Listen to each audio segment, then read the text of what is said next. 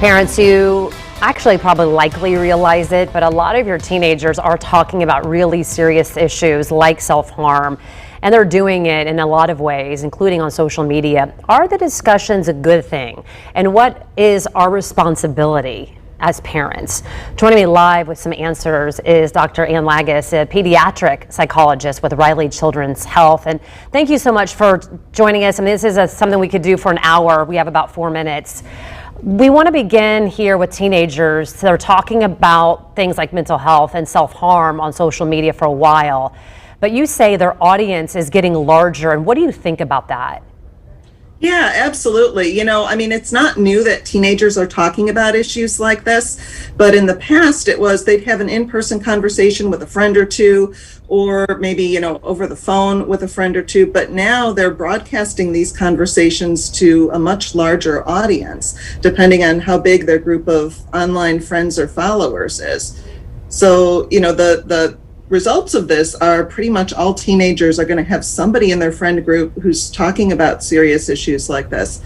And then also, because there is a wider group that's hearing this, there's an increased risk that someone in the group might actually start encouraging some harmful behavior, or say discouraging getting help for something like a mental health condition. Yeah, and when we're talking about, I wanted to specifically talk about some of the things, when we're talking about mental health issues and what we're talking about, we have, girls and boys who are talking about committing suicide. They're cutting themselves. They're taking medications to either harm themselves or try to help themselves feel better. What does someone do if they're reading and seeing this and they're worried about their friend? Yeah, so one of the things that we always tell teenagers, if they are worried about a friend, that it's really important that they don't try to manage that by themselves. Yeah, I understand that teenagers don't want to betray the trust of a friend, but safety really has to come first. So the best thing for them to do is to talk to a trusted adult. That can be a parent, it can be a teacher, it can be a coach, really anybody who can help them sort out what good next steps would be to keep their friends safe. Yeah, because I have 2 teenagers and they'll come home often and say, they might have 6 stories. Well, this person was doing this or saying this again, and maybe it's, they've done it often.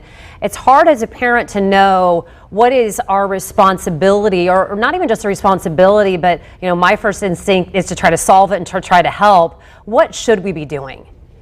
Yeah, so the first thing is, what I always tell parents is, if your teenagers are coming to you and talking with you about things like this, be grateful for that, because it means that you've established good open lines of communication with your teenager. And then I always tell parents, listen, try to understand what's going on, and try to avoid just the knee-jerk reaction to immediately take away their phones, shut down their social media accounts. That's something that teenagers really worry about.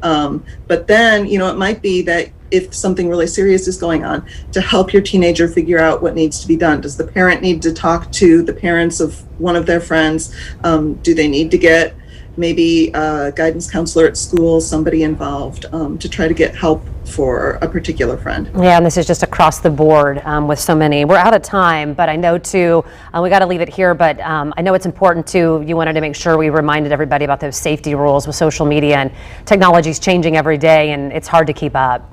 Absolutely. So I always tell parents, as much as you can, be educated about the different platforms out there. Make sure that the platforms your teenagers are on are age appropriate, and that they have their privacy settings set as tight as possible, so that strangers can't see their conversations and comment on them. Doctor, thank you so much. We sure do appreciate it. We'll have you back again. We appreciate it.